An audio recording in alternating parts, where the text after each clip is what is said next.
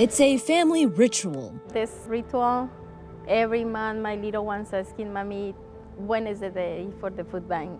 Like this. Every Saturday, Martha Pacheco and her children help pack food at the food bank of Contra Costa and Solano.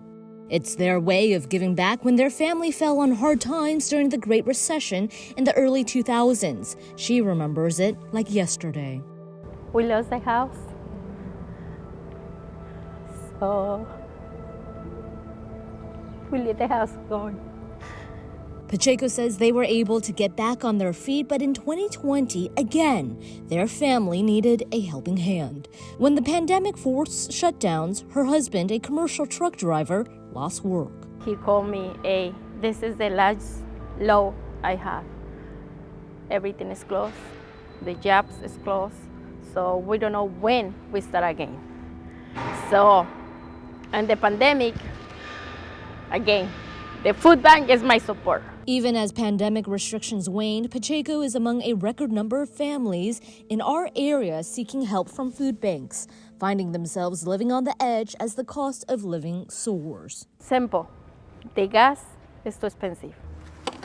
Inflation driving them to make difficult decisions. People are living paycheck to paycheck very often. All you have to do is miss one or two paychecks, and all of a sudden you're trying to decide between paying rent, or buying food. Joel Solstrom, the food bank of Contra Costa and Solano president, says its recent expansion into a 100,000 square foot warehouse Come on inside. Comes at a time when families are facing food insecurity at an alarming pace. We really need to continue to build our capacity because this is going to be here for the next few years, not the next few months.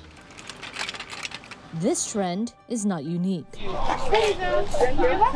The Sacramento Food Bank also saw increased demand during the height of the pandemic, but spokesman Kevin Buffalino says inflation has hit families harder. June, July, August was our busiest summer in the history of our organization. So we fed more people throughout those 3 months in that time frame than we have in nearly 50 years. There are compounding issues that have sent families to the food bank as first-timers in very long distribution lines. More and more people keep coming through the lines. So yeah, it's very, very uncertain. Food banks in the region are facing rising costs as well. During the pandemic, federal funding helped buoy food banks, but Buffalino says that money is phased out. Yet the reality remains 1 in 5 Sacramentans are food insecure. They're not sure where their next nutritious meal is going to come from. They're not putting enough food on the table. Officials from the food banks serving Contra Costa, Solano, and Sacramento counties say they're pushing for more help from government agencies. I think there's an awareness out with our elected officials and the general public about food insecurity that we haven't had maybe ever. And so with that, we anticipate good legislation, USDA, federal, state support. Meantime, they say community donations have been vital to helping feed families in need. For every dollar donated to the food bank, they are able to feed 5 families.